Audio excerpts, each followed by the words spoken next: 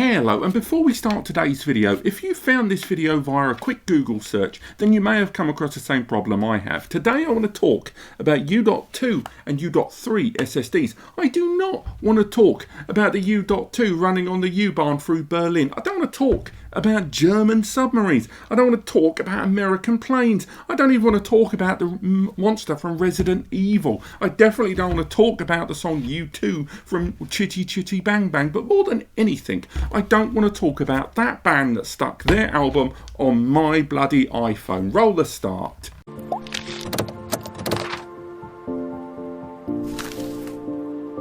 Hello and welcome back, and that's right, today I want to talk about the subject of U.2 and U.3 SSDs. A short while ago I did a couple of reviews of different U.2 based systems. There was a QNAP flash server and there was the flash station from Synology, and it became very apparent to me while reading through the comments that although this is a subject that I know quite a lot about, it's a subject that not a lot of others know about, and it's arguably across my whole catalogue of videos the one storage media I have covered the least compared with all the other, from SATA to NVMe and more. And in today's video, I'm going to hopefully educate you a little bit more about this subject by giving you the 5 biggest advantages to U.2 and why U.2 exists, and in 2022 moving forward, it is still a force to be reckoned with when it comes to storage media, particularly at the enterprise level and fabric and such, and also 5 reasons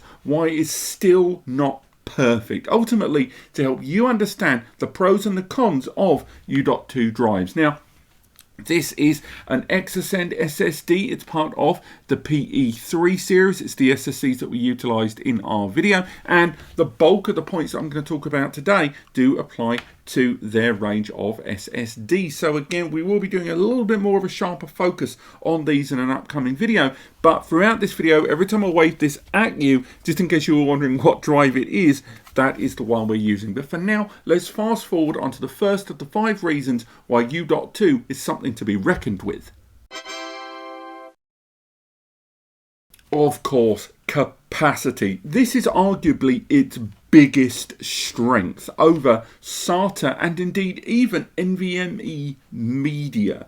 U.2 and U.3, which are both revisions of an interface that is utilised with these drives, and we'll talk a little bit more about U.3 later on, allow you to take advantage of the performance benefits of PCIe based storage media, more currently utilised commercially and in terms of enterprise in M.2 NVMe, and at the same time taking advantage of those benefits, also take advantage of the storage benefits of larger areas available to 2.5 inch SATA media casing there. Now, by that, what I mean is, when we look at an NVMe SSD like this one here on a board, and again that counts for U.2 SATA as well, the first thing that strikes you is the amount of space afforded to you there. When you compare this with the likes of, say, a SATA hard drive, there's not a lot of space to be playing around with.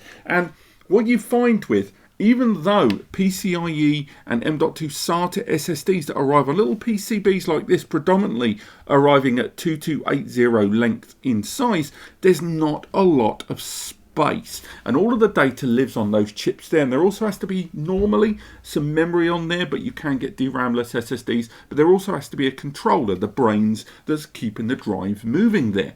And because of that lack of physical space on there, as much as they're trying to cram as many layers and the count of SSD NAND where the data lives, from SLC to MLC to TLC currently, and even QLC, which lowers performance and durability but increases the amount of capacity, you've still got a limited amount of space. And generally you find that NVMe's at this scale hit about 4 TB stable and 8 TB currently slightly experimental, or taking advantage of QLC there. Now, this on the other hand, using the Exascend here, because of it utilising the same PCIe in Gen 3 and Gen 4, therefore opening up the 4,000 and 8,000 megs bandwidth connection, but having way more space inside this little casing to take advantage of, the result is that the capacity is much larger on these drives. You can get them at 15 and 30 terabytes quite easily, although of course they will cost. We'll get onto that later on.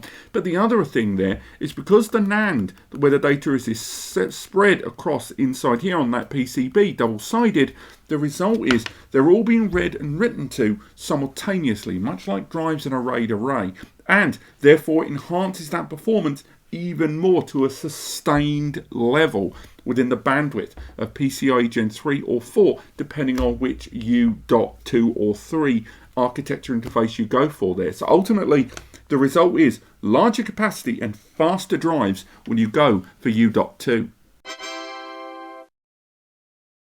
This next one is one of the reasons for the growth of U.2 in servers and kind of exchangeable SAS arrays. And again, that goes back to Fabric, it goes back to SAN configurations and NAS, of course. And that is support of hot swapping. For those that aren't aware, hot swapping, even on a small scale utilizing NAS devices like this, means you are able to remove a drive and reintroduce a new or existing drive with an update without powering the device down.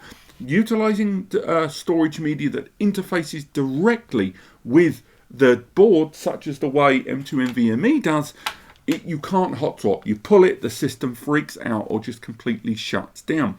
And U.2 allows system storage users that have a high frequency of refresh rate on their data and therefore need to swap drives out every few years or periodically one way or another, to have that option of hot swapping. And it's something that once again allows you to have that high performance, high capacity, but also the advantage of hot swapping. And even if you're not running a server array, if you're looking at firmware updates, not just replacing drives as durability runs low, but firmware updates require drives like this to be interfaced very directly, where in most circumstances hot swapping is not an option. So again, great hot swapping support is something that makes U.2 SSDs considerably more desirable in those larger data center class arrays. This next one we've sort of touched on, but let's really push into it, the subject of dissipation and durability. Now, again, unlike M2 SSDs, which have got a very small amount of space to be playing with there for the distribution of those chips where your data lives all over them, U.2 SSDs not only have a larger surface area there and that distribution of NAND components across them, but also metal casing to act as that dissipation in most cases. The result is that heat is less of a problem on a U.2, even in spite of the larger capacity and the larger number of chips inside. Now, M.2s, you can get around that with utilizing a heatsink, of course, which will allow some of that heat dissipation, drawing heat from the SSD and letting it go into the air. However, it's still nowhere near as effective because of the closeness of all of those components on that board, which brings us to durability, where as you're reading and writing to the NAND on these individual components, NAND isn't like mechanical hard disks. These have got a finite amount of wear to them, and the result is that M.2s having fewer chips inside, the durability is often much lower, capacity versus capacity, than that of U.2 drives. The durability of U.2 drives, generally compared with NVMe's, which typically cap at the top end at 1.0 drive writes per day. That means you can write the full capacity once every day, refreshing rate, which only Enterprise Center users will do. U.2 can get to 1 drive writes per day, hit 3, 5, 15. It's crazy just how high that durability can be. Obviously, the NAND being used inside, if it's MLC or TLC, makes all the difference, but still nonetheless, you do tend to find capacity versus capacity that U.2 and U.3 drives have a substantially higher durability than any other SSD in the market. This next point isn't so much directly about the SSDs themselves, but more about the subject of U.2's generally in the world, and that is that the cost of adapters to connect U.2 drives to your host system have become incredibly affordable. When I was running the tests of the Exascend PE3s in the QNAP FX flash system, I needed to update the firmware. Now, I could have done some of it via the system and a VM, but I opted to get a PCIe to U.2 converter here, this adapter that allowed me to go ahead, take an Exascend SSD, slot it inside and pop that inside my PC.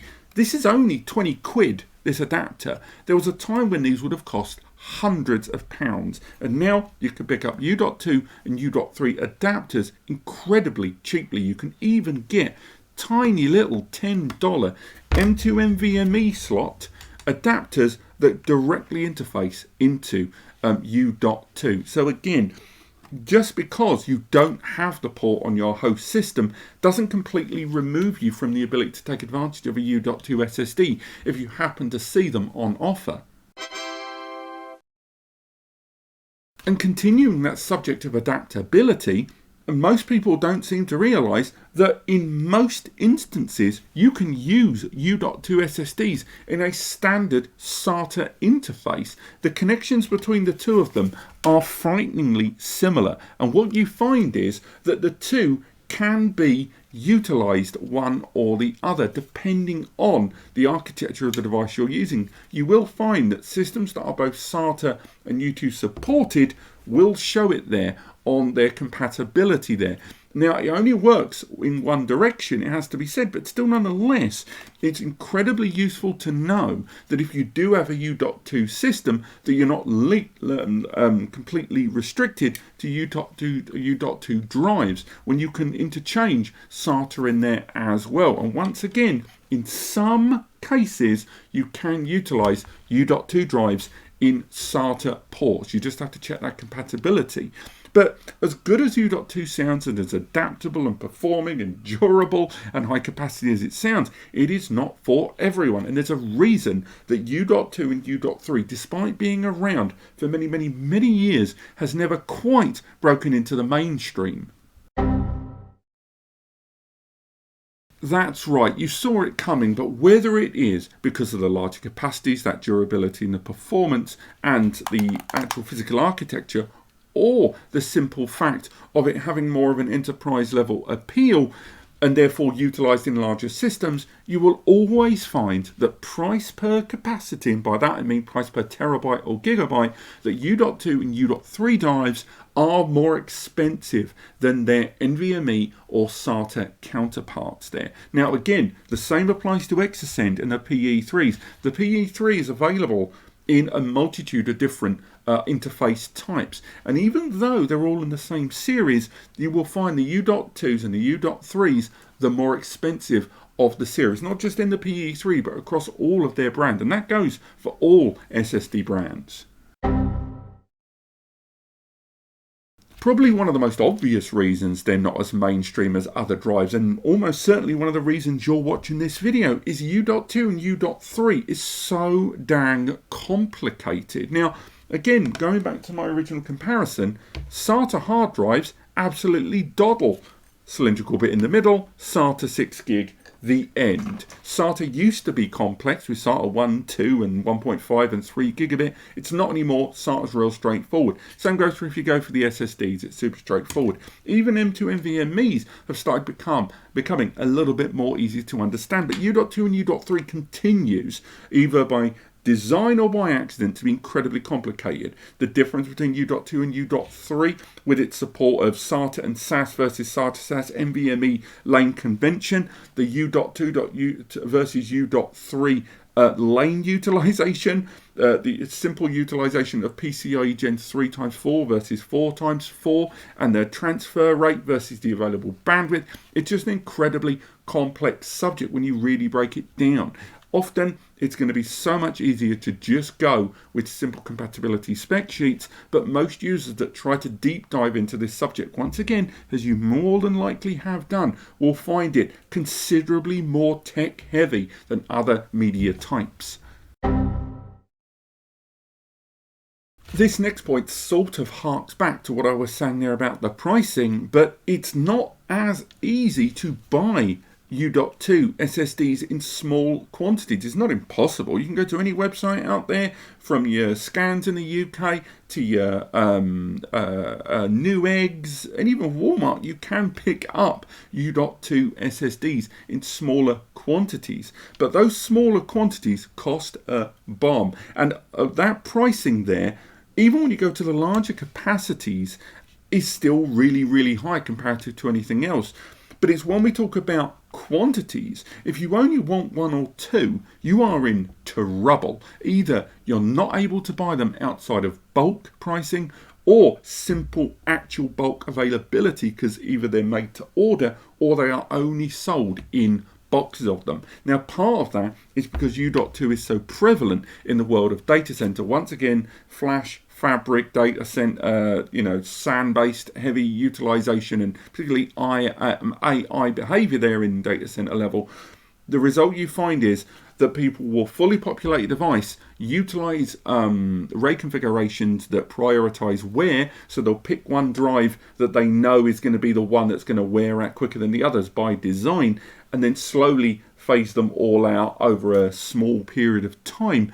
But because of that, these drives are typically designed to be purchased en masse and en bulk. So you buy a box and then slowly filter out your older drives that have gone close to or exceeded their wear-by limit. So those looking at U.2s and are thinking, I'm only going to get the one to take advantage of that capacity versus performance, be prepared to either not be able to find the one you want as a single drive, or you're going to have to buy on bulk.